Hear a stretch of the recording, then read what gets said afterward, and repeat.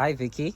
Hey, Gamma. How are you doing? I'm really good, thanks. I've heard you talk about the gospel quite often, and that always inspires me. So I just wanted to know, what does the gospel mean to you? Yeah, wow. I think the gospel changes everything, really. I was very blessed that as a little girl, my mom introduced me to the gospel, and I always think the gospel's so simple, you know. I think any little child knows, oh, I've done something wrong, I've told a lie, I've stolen something, you know. And then she told me, well, Jesus died for me, I could be forgiven. I was like, I want that, and it's really that simple. And so I don't even remember it. I do remember putting my hand up in Sunday school, but apparently before that, you know, I'd said yes to Jesus. And what I do know is the gospel has meant to me that I have had a best friend my whole life. Like, I have had Jesus, my best friend.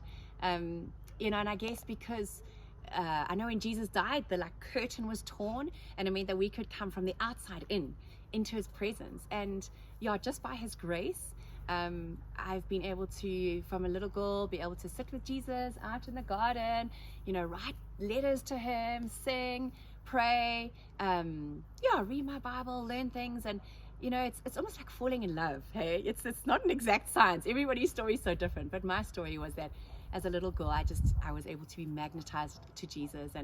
And so just being loved, that's part of the gospel, is that I feel loved all the time, and that actually anybody who has faith can feel loved, you know, all the time, if we have faith that Jesus died for us. And yeah, so that meant that, you know, when things were difficult, I remember my parents arguing and that horrible sound of them fighting or arguing, and then I could go to Jesus and hide in him, you know. Or when I was a teenager and I liked a guy and I was trying to work out, should I date him or not, you know, I could go, Jesus, what's your plan here, you know. And it doesn't mean that I got it right all the time, but even when I got it wrong, I could go back to him and say, oh, I'm sorry, you know, please help me. And then as a young adult, I actually went for counseling, which was so helpful, because I think sometimes that makes the gospel and Jesus' death real in all the little cracks in our lives.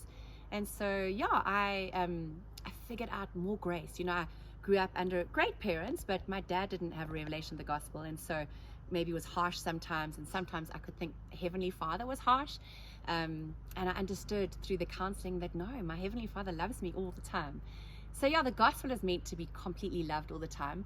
And then as a consequence of that love, I learned to become free, you know, like even through that counseling, I realized I don't have to worry what somebody thinks about me, because my Father loves me as I am.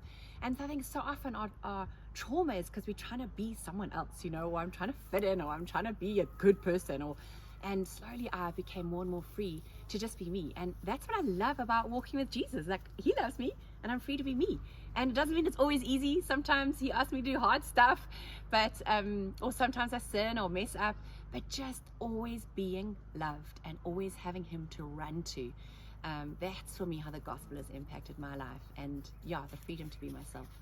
So I want to pass that on to as many people as possible, because it is good news. This world is hard without Jesus, and and religion doesn't make it easier when people just force you to, like, yeah, religion is not necessarily freedom, but actually knowing Jesus. We are loved and we are free. So I'm so grateful for his grace.